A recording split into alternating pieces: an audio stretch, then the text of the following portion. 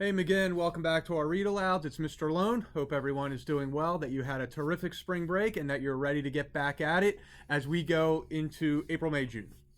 We are going to plug through, keep working hard, and enjoy this read aloud because it's the last one. It's been a long run of these, and I've decided that we got to kind of. All right, I'm kidding. It's April Fool's. So that was the easiest April Fool's to give you guys, right?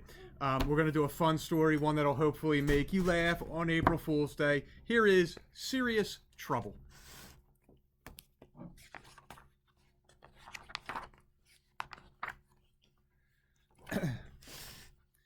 King Olaf and Queen Olive were serious people.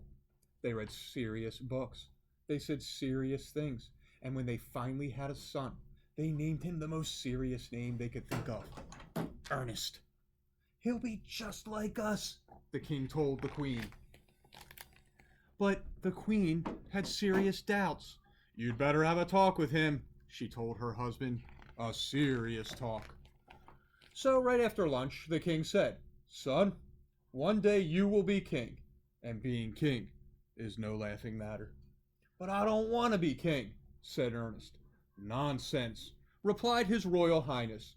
Everyone wants to be king. Not me. I want to be a jester. A jester? You know, someone who makes people laugh. This is no time to be funny, roared his majesty. We have a serious problem around here. A fire-breathing, people-eating, three-headed dragon. A dragon was certainly nothing to laugh about, and Ernest knew that. Still, he wanted to try being a jester at least once. So the next day, he tiptoed past the royal guard, slid down the royal banister, and rushed outside. He had a couple of jokes he wanted to tell. All he needed was an audience. As it turned out, he didn't have to look very hard, for suddenly he was face to face with a fire-breathing, people-eating, three-headed dragon.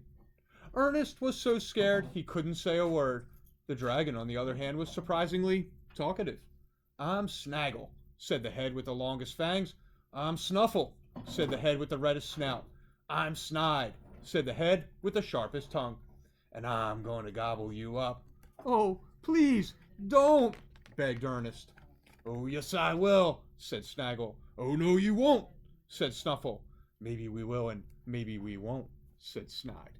Like so many three-headed creatures, this dragon could never make up its minds.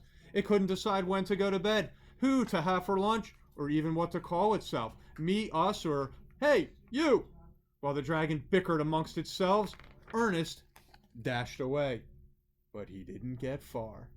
Tell us a little about yourself, said Snide. I'd like to know who I'm eating.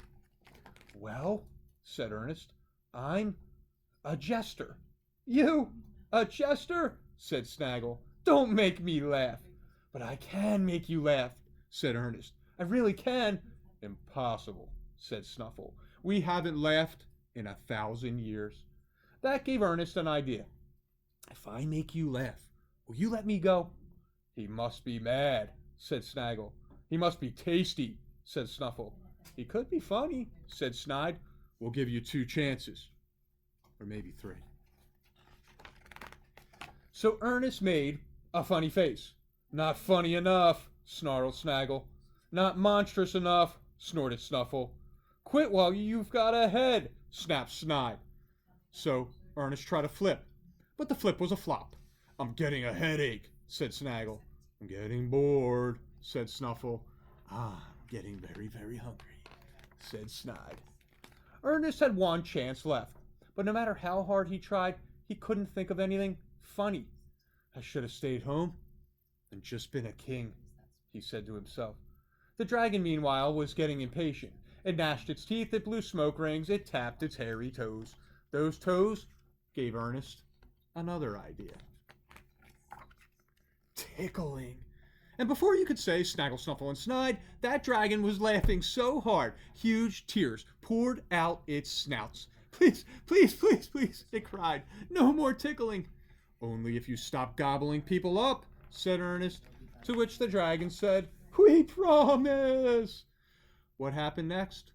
Some people say Ernest ran all the way back to the castle and was never funny again. He read serious books, said serious things, and never, ever got into trouble. But others insist the tale ends quite differently. They say when Ernest got home, he told his parents all about the dragon. As you can imagine, their majesties were delighted, and it promised not to gobble up any more people. This calls for a celebration, said the king. So Ernest put on a show for them. He flipped without flopping, he joked without stopping, he even juggled without dropping, and for the grand finale, he shared the spotlight with a friend of his. Which version of the story is true? As the dragon might say, I'll give you 2 guesses. Or maybe 3. So boys and girls, I hope you enjoyed that return to our read alouds. Looking forward to being with you the rest of the year as we push toward this last third of the school year. You have a great night, McGinn, and I'll see you soon.